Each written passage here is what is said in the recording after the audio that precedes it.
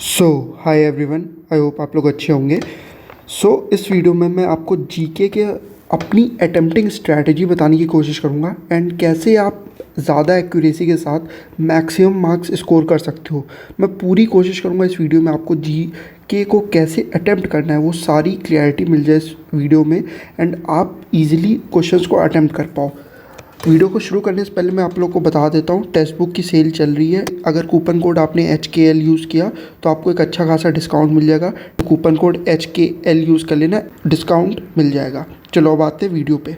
तो मैं इस वीडियो में बात करने वाला हूँ कि मेरी अटेम्प्टिंग स्ट्रैटेजी क्या रहती है वैसे, ठीक है।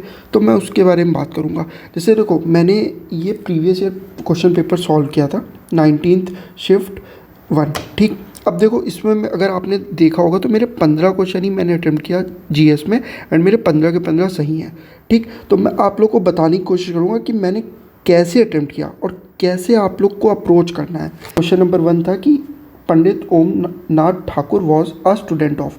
अब देखो यार, ये क्वेश्चन ना इन जनरल क्वेश्चन नहीं है। जीएस में अगर आपने थोड़ा सा भी अच्छे से पढ़ा होगा तो आपको समझ होगा कि एक क्वेश्चन होता है जो इन जनरल पूछे जाते हैं, एक होते हैं जो एक्सेप्शनल क्वेश्चन होते हैं, ठीक है। और एक क्वेश्चन होते हैं ना जो एसएससी बस यूं ही डाल देता है जस्ट टू, मतलब कह लो पेपर को थोड़ा सा बैलेंस आउट करने के लिए, या फिर बच्चे उसमें अपना टाइम वेस्ट करें। तो ये क्वेश्चन कुछ ऐसा ही है। इस क्वेश्चन में बिल्कुल भी मैंने देखो टाइम नहीं लगाया, मैं तुरंत इसको स्किप कर दिया।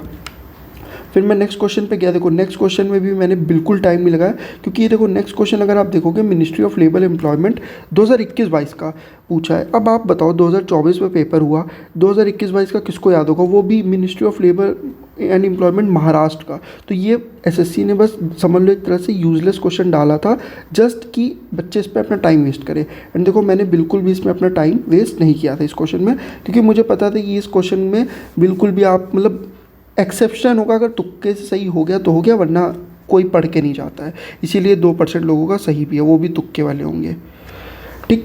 क्वेश्चन नंबर 3 पे आते हैं। देखो, जैसी क्वेश्चन नंबर 3 है, ये करने वाला क्वेश्चन था। तुरंत पढ़ा, नवरात्रि फेस्टिवल किससे डेडिकेटेड है, तुरंत टिक किया एंड आगे बढ़ गए। ये इन जनरल क्वेश्चन है, मतलब ये सबको आता है, तो ये करना ही था आपको। फिर नेक्स्ट क्वेश्चन, अब देखो, खुदाई खिदमत कर।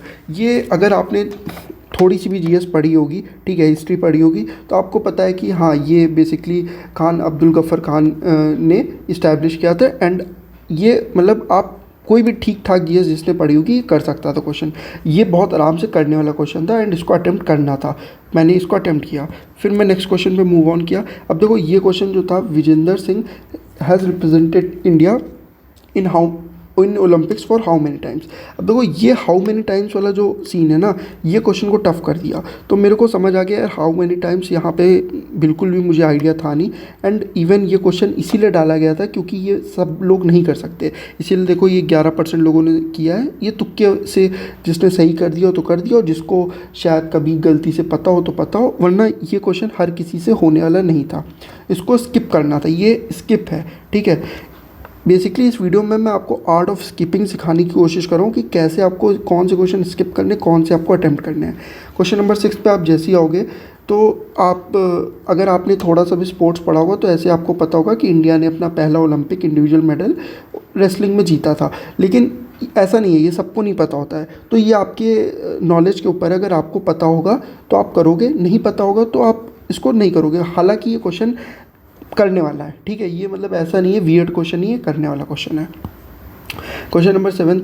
अब देखो, 7th वाला जो क्वेश्चन है, ये हु अमंग द फॉलोइंग रिसिपिएंट्स। अब ये 2021 का क्वेश्चन है, मतलब करंट अफेयर्स 2021 से रिलेटेड है, तो ये हर कोई नहीं कर सकता एंड इवन ये कोई पढ़ के भी नहीं जाता है, तो ये क्वेश्चन स्किप करने वाला था। क्वेश्चन नंबर 8 में आओगे जैसे ही, तो यहाँ पूछा है कि कौन सा उड़ीसी डांसर नहीं है। अब ये बहुत सारे बच्चों के ऊपर डिपेंड करता है। बहुत सारे बच्चे डांसर्स के नाम रट चुके होते हैं, है ना। बहुत सारे बच्चों को डांसर्स के नाम याद होते हैं। जैसे इस वाली क्वेश्चन में मेरे को बस एक मैं कुमकुम मोहांती ही समझ पा रहा था जो उड़ीसी से रिलेटेड है, बाकी मैंने तीनों के नाम नहीं सुने थे, ठीक है। तो मैं इसमें ज़्यादा भी मैंने रिस्क नहीं लिया, मैं स्किप कर दिया। हालाँकि ये क्वेश्चन एक्सेप्शन लोग बच्चे कर सकते हैं। मतलब अगर आप कहोगे कि एक जो लेवरेज है वो इन सब क्वेश्चन में मिल सकता है बच्चों को। अगर किसी ने गलती से अच्छा पढ़ लिया होगा तो इन सब क्वेश्चन से आपको अच्छा लेवरेज मिल सकता है। तो ये ऐसा नहीं है कि करने वाला क्वेश्चन नहीं था, करने वाला है, बट ये हर कोई नहीं कर सकता है ये क्वेश्चन, तो मैंने हालांकि इसको स्किप किया था। ठीक, क्वेश्चन नंबर 9 पे आओगे। अब ये क्वेश्चन पॉलिटी में कोई भी पढ़ता है तो भाई इसको पता है कि हाँ प्राइम मिनिस्टर का अपॉइंटमेंट प्रेसिडेंट आर्टिकल 75 से रिलेटेड है, तो ये इजीली करने वाला क्वेश्चन है। एंड अगर आपने पॉलिटी पढ़ी होगी अच्छे से तो आपको ये क्वेश्चन करना ही चाहिए। क्वेश्चन नंबर 10 पे आओगे। ये भी क्वेश्चन बहुत आराम से करने वाले हैं एंड सब लोग कर लेंगे इस क्वेश्चन को। इसमें कोई भी ऐसा अलग से नहीं है। पॉलिटी के क्वेश्चन बहुत इररिलेवेंट नहीं आते, मैंने देखा जितना क्वेश्चन जो इररिलेवेंट बनते हैं वो बनते हैं जनरली करंट अफेयर के 2021-20 या फिर इकोनॉमिक्स से कुछ बहुत इररिलेवेंट क्वेश्चन बन जाते हैं डेटा बेस्ड। ठीक है, फिर आते देखो, अब ये क्वेश्चन जो था ये बहुत सारे बच्चे कहेंगे यार सर फर्स्ट टाइम 1450 दे रखा है, कौन उस टाइम पे किसको पता होगा विंड मेजरिंग इंस्ट्रूमेंट क्या था, नाम क्या था। देखो ये थोड़ा कॉमन सेंस वाला क्वेश्चन था, ये करने वाला क्वेश्चन है। एसएससी इसमें कॉमन सेंस आपका देखना चाह रही है। भाई आपको पता है विंड मेजरिंग इंस्ट्रूमेंट जो है उसका नाम अगर आपको थोड़ा सा भी पता हो कि एनीमोमीटर ही होता है तो अगर आप इसको टिक कर सकते हो आप। ठीक है, मतलब अगर आपको नाम पता होगा ना कि क्या किस नाम से हम बुलाते हैं तो आप ये बहुत आराम से कर सकते हो। एसएससी इसमें आपका कॉमन सेंस ही चेक करी, इसीलिए ये 50% बच्चे ही कर पाए। हालांकि ये डूएबल क्वेश्चन था, करने वाला क्वेश्चन है। देन नेक्स्ट क्वेश्चन, अब ये ऑब्वियसली ये तो हर कोई मतलब एसएससी की फील्ड में जो एंटर करता है ये सारे क्वेश्चंस पढ़ता ही है। नाइटहुड के टाइटल, केसरे हिंद, तो ये सब करने वाला क्वेश्चन था, हिस्ट्री का बहुत ईजी क्वेश्चन है। Then question number 13। अब देखो ये क्वेश्चन अगेन ये बहुत एक्सेप्शन क्वेश्चन भी नहीं बोलूँगा एंड बहुत टफ नहीं बोलूँगा, वियर्ड क्वेश्चन भी नहीं बोलूँगा, ये कर सकते हो। पर कब कर सकते हो? अगर आपको एक्सपोनेंट्स के नाम याद हो, अगर आपने नाम रटे होंगे तो आप तरुण भट्टाचार्य का आपको पता होगा संतूर में। ये मेरे लिए एक तरह से समझ लो बोनस क्वेश्चन था कि मुझे बस इनका नाम पता था कि हाँ ये संतूर से रिलेटेड है, मैंने इनका नाम पढ़ा था पहले, तो इसलिए मैं ये क्वेश्चन कर पाया। हालांकि ये सब कोई नहीं कर सकता, बट जिसने अच्छे से म्यूज़िकल या फिर डांस पढ़ा होगा वो कर सकता है ये क्वेश्चन। तो ये ऐसा नहीं है, स्किपिंग क्वेश्चन नहीं था, कर सकते थे, बट हाँ अगर आपको नहीं पता है तो आपको इस क्वेश्चन को स्किप ही करना था। ठीक, मतलब बिल्कुल आइडिया नहीं तो स्किप करने वाला क्वेश्चन है ये। Then again phylum arthropoda. आप देखो animal kingdom, plant kingdom, bio में हर कोई पढ़ता है, तो उससे क्वेश्चन बनता भी है और करने वाला भी है। तो ये क्वेश्चन मुझे लगता है जिसने भी बायो अच्छे से जो पढ़ेगा वो ये क्वेश्चन कर सकता है एंड ये क्वेश्चन डूएबल है। एसएससी चाहती है ये क्वेश्चन आप करो, ठीक है, तो इसलिए ये क्वेश्चन था। Then question number 15। अगेन ये क्वेश्चन यार हिस्ट्री का एंड आई थिंक जो भी हिस्ट्री को थोड़ा सा डीप में पढ़ता है उसको पता है कि हाँ ये क्वेश्चन डूएबल है। हुमायूं के 2 भाई थे, हालांकि सॉरी 3 टोटल 4 भाई थे। तो हुमायूं ने अपना क्या कहते हैं जो उसका ब्रदर कामरान था उसको अफ़गानिस्तान और पंजाब वाला रीजन दे रखा था। हालांकि ये क्वेश्चन कॉमन सेंस से भी कर सकते हो, अगर आपने थोड़ी हिस्ट्री भी पढ़ी हो तो इसमें आप कॉमन सेंस लगा सकते हो। डेक्कन यानी साउथ, और आपको पता है साउथ साइड जो है वो हुमायूं इन्वेट करा नहीं था तो साउथ होगा नहीं। गुजरात एंड राजस्थान साइड भी, उधर गुजरात वेस्ट कोस्ट साइड भी इन्वेट उसने कर नहीं पाया था। बंगाल और बिहार साइड जो है ये थोड़ा सा हो सकता है, बट आपको थोड़ा सा मतलब ना इसमें कॉमन सेंस लगाना था और नॉलेज लगेगी। इस क्वेश्चन में नॉलेज लगेगी लेकिन ये बहुत मुश्किल नहीं है। ये जिसने भी एसएससी में थोड़ा सा भी पढ़ा है तो ये क्वेश्चन डूएबल है। ठीक, देन अगेन नेक्स्ट, ये बिल्कुल इरेलेवेंट क्वेश्चन है। एसएससी ने जानबूझ के इस क्वेश्चन को बीच में डाला है ताकि आप जैसे ही 15 क्वेश्चन करो आपको ये क्वेश्चन दिखे एंड आप पैनिक होके कुछ भी टिक कर दो। आपको ये टिक ही नहीं करना है, ये है ही नहीं करने वाला क्वेश्चन, इसको स्किप करना है। देख के देखो, मैंने मुश्किल से 7 सेकंड दिया, हालांकि ये भी मुझे लग रहा है ज़्यादा ही टाइम दे दिया। मुझे 3-4 सेकंड में ही देख के इसको स्किप करना था। देन ये फंडामेंटल ड्यूटी से क्वेश्चन है। एसएससी हर एक शिफ्ट में फंडामेंटल ड्यूटी से क्वेश्चन पूछता है, इससे भी पूछा है एंड आप ये क्वेश्चन जो है वो करने वाला था एंड करना ही चाहिए इस क्वेश्चन को। देन अगेन ये क्वेश्चन जो है ना 18th वाला कि what were the main obstacles during industrial development of India at the time of independence. अब देखो ये क्वेश्चन तुम्हें हिस्ट्री में तुम पढ़ोगे नहीं, ऐसे मतलब कोई टीचर तुमको पढ़ाएगा नहीं। जितना मुझे पता है, मैं भी सारे टीचर से लगभग पढ़ा हूँ तो मुझे पता है टीचर कोई इंडिविजुअली पढ़ाता नहीं है। अपने कॉमन सेंस वाला क्वेश्चन है कि मतलब आपको पता है यार हाँ जब इंडिपेंडेंस हुआ तो सबसे ज़्यादा ज़रूरत पैसे की ही थी यार, इंडस्ट्री बनाने के लिए। लोग हमारे पास थे ही, ज़मीनें थी, मार्केट था, बस पैसे नहीं थे। तो ये मेन ऑब्स्टिकल है। ये कॉमन सेंस वाला क्वेश्चन है। हमेशा रखना, एसएससी जीएस में जो क्वेश्चन डालती है, 3-4 क्वेश्चन इतने वियर्ड डालेगी जो करने वाले नहीं थे, जो मैंने आपको दिखाए वो स्किप करने वाले थे। 3-4 क्वेश्चन, 5 क्वेश्चन कॉमन सेंस वाले हैं जिसमें आपको थोड़ा दिमाग लगाना पड़ेगा, और बाकी क्वेश्चन नॉलेज वेस्ट होते हैं, ठीक है। तो ऐसे पेपर आपका सेट होता है जीएस का। अब देखो नेक्स्ट क्वेश्चन देखोगे अगर आप, तो which of the following is not a unit of energy. अगर आपको ध्यान से बिल्कुल भी समझ आया, आपने पढ़ा हो फिज़िक्स में जनरली 2-3 ही चीज़ें पढ़ने वाली है, एंड मैंने अपनी जीएस स्ट्रैटेजी में बताई भी थी कि एसआई यूनिट से क्वेश्चन आता ही आता है। तो अगर आपने आपको एनर्जी के बारे में पता है तो आप समझ सकते हो कि हाँ भाई, फोर्स जो है वो बेसिकली न्यूटन उसका यूनिट है, तो न्यूटन इसका आंसर होगा, एंड ये डूएबल क्वेश्चन है। क्वेश्चन नंबर 20, अगेन ये क्वेश्चन बिल्कुल मतलब आप समझ लो ऐसा है क्वेश्चन कि जिसने इकोनॉमिक्स बहुत डीप में पढ़ी हुई, बहुत डीप में जाके वही कर सकता है, मतलब हर कोई नहीं कर सकता। बहुत डीप में जिसने पढ़ी होगी वो कर सकता है। बट ये क्वेश्चन अगर इन जनरल आपके सामने दिखता है तो आपको स्किप करना था, इस क्वेश्चन को अटैम्प्ट नहीं करना है, क्योंकि भाई एसएसजी के बारे में कौन पढ़ता है, उसका फुल फॉर्म आपको पता होगा, सेल्फ हेल्प ग्रुप होता है, बट ये इसकी इतनी डीप नॉलेज नहीं होगी। तो ये क्वेश्चन जो था ये एसएससी ने जानबूझ के देखो डाला है। आप देखोगे हर 3-4 क्वेश्चन के बाद एक क्वेश्चन आपको ऐसा दिख रहा है, क्योंकि एसएससी का ये पैटर्न है, आप समझो। 3-4 क्वेश्चन के बाद आपको ऐसा एक क्वेश्चन दे देगा कि आप पैनिक कर जाओ और फिर आप उसमें जाके रॉन्ग अटैम्प्ट कर दो, मतलब तुक्का मार दो, ठीक।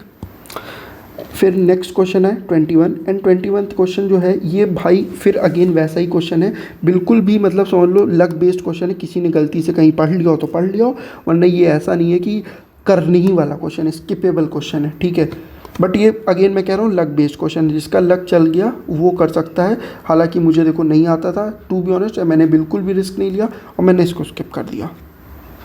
देन नेक्स्ट ये क्वेश्चन ऑब्वियसली अगर आप ज्योग्राफी पढ़ते हो आपको पता है रिवर सिस्टम सबसे इंपॉर्टेंट है, एसएससी पूछता है।